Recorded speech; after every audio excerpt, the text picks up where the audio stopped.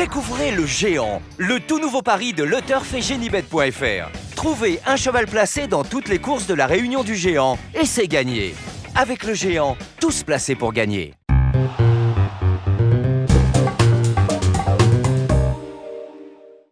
Bonjour à tous et bienvenue sur Paris Turf TV pour votre émission reçue 5 sur 5, l'émission du Quintet Plus et du Top 5. Pour m'accompagner aujourd'hui, j'ai la chance et le privilège de recevoir le grandissime Johan Gérard. Salut Johan. Bonjour Paul, salut tout le monde. Vous m'impressionnez, c'est moi qui suis impressionné d'être à vos côtés. C'est moi, le plaisir est partagé. Vous avez une petite mine, hein, Johan, en ce moment ça... Ah, j'ai fait le papier pendant de longues heures, ce quintet m'a épuisé. On le voit avec les cerfs. J'espère que ça va payer aussi. On verra. En tout cas, avant le coup, on a rendez-vous sur l'hippodrome de Saint-Cloud pour un handicap réservé à des chevaux que l'on connaît bien. Ils sont âgés de 3 ans, on est sur la distance classique de 2400 mètres. Même si on les connaît bien, c'est difficile de trouver des bases solides. Alors on les connaît bien, c'est vous qui le dites. Moi je trouve qu'on n'a pas trop de références, on en a quelques-uns qui sont expérimentés à ce niveau, mais... La plupart, voilà. Ouais, quelques-uns. Le lot c'est assez creusé, je trouve que c'est pas un lot d'une grande qualité. Le terrain devrait être souple, je pense que ça va se raffermir quand même. Il fait beau en région parisienne, il n'y a pas de pluie annoncée, donc je pense qu'on va tabler sur une piste souple. D'accord. On écoute votre sélection ? Oui, alors j'ai placé le Dakar en tête, le numéro 7. Ce sera ma favorite. Ensuite, le 3 Parzival. On parlait de chevaux expérimentés à ce niveau. Bien, c'est le cas d'Élégante, le numéro 8. Le 9 Bowl, dont les limites actuelles sont inconnues. Le 11 Gungadin. Ensuite, le 13 Amami. Puis j'ai un peu spéculé avec le 4 Sans Peur et le 6 Incunable. Voilà, Incunable, c'est pas mal. On commence de suite votre sélection avec le 7 El Dakar. Alors voilà, je parlais de chevaux connus. C'est une pouliche qu'on connaît bien à ce niveau, qui a souvent fait ses preuves. Bon, voilà, elle a terminé 3e le dernier coup le 10 octobre. Je pense que c'est une base solide pour l'épreuve. Solide, je sais pas, elle est encore peu expérimentée, mais elle s'est très bien comportée dans l'une des courses référence à Maison Lafitte dernièrement sur 2400 mètres. La distance qui nous intéresse, c'était sur le parcours corde à gauche. 3e de Whipple qui a été déclassé ce jour-là. Je pense que El Dakar est appelé à remporter ce genre de course. D'accord. Pour appuyer votre propos, on va écouter notre première info terrain qui concerne bien sûr El Dakar. Nous avons rencontré son jockey habituel, Umberto Rispoli. On l'écoute. Oui, c'est un pouliche que je connais très bien. C'est un pouliche voilà, que la dernière fois, on a pris la décision de la monter un peu plus d'attente. Elle a bien couru, s'est bien comportée. On avait un très bon parcours. Je pense qu'on est bien parti pour notre 3e place d'Alquinté. Maintenant, voilà, la pouliche, elle est très bien. J'espère juste d'un terrain pas très très souple parce que voilà, si c'est un bon souple, ça sera mieux. Parce que ses meilleures performances, elle a toujours fait dans le bon terrain.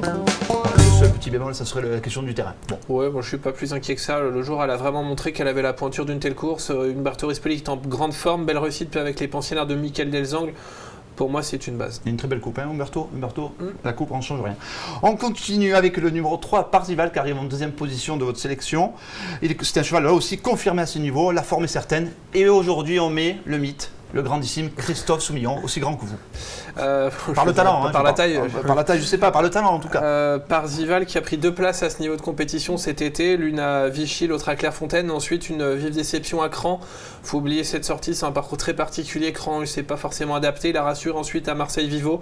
Retour ici dans les handicaps avec une première chance, numéro de corde extérieure le 15, mais a priori l'arrivée qui devrait se jouer en dehors. Bon, je pense quand même qu'on peut miser sur une arrivée en dehors, donc voilà, Parzival à reprendre. Ouais, moi c'est mon préféré. D'accord. Allez. Ça m'inquiète. On verra ça. En 3e position, vous avez placé plutôt le 8 Élégante. Alors je ne suis pas du tout d'accord avec vous. Je pense qu'Élégante, d'accord, elle adore le terrain souple. Mais le dernier coup, elle courait lamentablement. Bon, elle n'a pas eu le coup des franches. Mais sur cette dernière sortie, je pense qu'elle est un peu défraîchie. C'est possible. C'est vrai que lors de sa dernière sortie, elle a eu le bon parcours. Elle a été un peu prise de vitesse au moment du démarrage. C'est sur le tracé corde à gauche à Maison Lafitte, dans la fameuse course d'El Dakar d'ailleurs, Whipple, etc. Voilà. Je la reprends pour son expérience. Alors c'est un point positif qui peut aussi être un point négatif puisqu'elle va participer à sa 11e course de l'année, son 10e gros handicap je crois. Donc voilà, elle aura pas de l'expérience et le compte c'est peut-être le manque de fraîcheur. Ouais. Est-ce que vous ne l'avez pas mis par rapport à la faible qualité de ce lot ? Oui, évidemment. Ouais. On écoute Anthony Crassus, vous allez voir, il partage le même point de vue que vous. C'est notre 2e info terrain. Le lot c'est quand même bien creusé. Il y a pas mal de chevaux dans le haut du tableau qui sont partis et le lot me semble un peu plus abordable. Le terrain très souple devrait vraiment l'avantager. Elle avait gagné dans ce terrain-là, notamment à Saint-Cloud l'année dernière pour son unique victoire. Donc j'espère que la pouliche a gardé un petit peu de fraîcheur. Si c'est le cas, elle a tout à fait les moyens de jouer un bon rôle dans ce quintet. Voilà, vous l'avez entendu, Anthony Crassus est assez confiant. Il a un seul bémol, c'est concernant le terrain.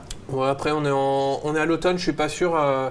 Ça va pas être très très souple, mais ça s'est raffermi un peu. Mais voilà, on est quand même en fin d'année, donc ça sera pas très très dur. Allez, on poursuit avec le numéro 9, Baul, qui reste sur 2 francs succès à ce niveau. Maintenant, il a été pénalisé il a été pénalisé de 3 kilos. Sa tâche devient plus compliquée. Alors c'était pas à ce niveau, c'était dans des handicaps un peu moins relevés. Enfin, catégorie de handicap. Voilà, dans les handicaps, je crois qu'il était pris en valeur 29 lors de ses débuts dans les handicaps, il est désormais pris en 34,5. La tâche se complique, maintenant il est vraiment dans une forme étincelante, ses limites actuelles sont inconnues. L'interrogation c'est la distance, il n'a jamais couru au-delà de 2200 mètres, mais je pense pas que ça va le déranger de passer sur 2004. Faut vraiment profiter de sa forme, je crois qu'il est en plein progrès, contrairement à d'autres qui sont peut-être un peu émoussés en cette fin d'année, donc faut en profiter. La forme du moment, la fraîcheur. Pour une 4e ou 5e place, c'est pas mal. On clôture votre sélection en 5 chevaux avec le numéro 11, Gungadin, je pense que c'est l'orthographe exacte. 3e d'un récent quintet. Je vous propose ensemble de regarder la course de référence. C'était pas si longtemps que ça, c'était le 10 octobre. On était à Maison-Lafitte. On était déjà sur un parcours à main gauche. Et il va longtemps faire illusion pour la victoire. Bon, après, il est battu pour un extraterrestre à l'extérieur. Ouais. Et son part est très bon deuxième. Ouais, bonne deuxième place lors de ses débuts dans les handicaps. Je crois qu'il faisait une rentrée ce jour-là, il n'a pas couru depuis le 15 mai. Donc c'était vraiment très bien. Faut le reprendre. Un jour, s'il répète cette valeur, il va être dans le coup, c'est sûr. Oui, sauf si on peut s'en servir de base. Après, sur cette course-là cette course-là, oui. Voilà, c'est une bonne course de référence. On a fait le point au niveau du quintet. Est-ce que vous avez une pépite à nous recommander? Oui, je vais vous recommander Siluna dans la 6e épreuve du programme. Qui vient de gagner en handicap. Voilà, c'est le 604. Siluna, une jument entraînée par William Mongil qui a gagné vraiment. Vous avez vu le style de Whipple, c'était à peu près le même style, c'était à Longchamp. Il y avait 5 longueurs à l'arrivée, je crois, mais il y aurait pu en avoir beaucoup plus. Alors c'est vrai qu'elle monte de catégorie. Maintenant, je trouve que c'est un lot qui est à sa portée, peut-être. Quelle à sa portée. Donc, ouais, je pense qu'elle peut monter de catégorie avec brio. À l'image de Bol, c'est une jument qui est en pleine possession de ses moyens, et là, à cette période de l'année, c'est primordial. D'accord. La forme du moment prime sur la classe, et en plus, je crois qu'il y a Christophe Soumillon dessus. En plus, Christophe Soumillon qui la connaît Christophe parfaitement. Soumillon, pour le coup de dimanche, je l'annonce. Il va gagner avec Parzival, il va gagner avec la pépite de monsieur Johan Gérard. Voilà, j'espère que vous avez tout bien noté.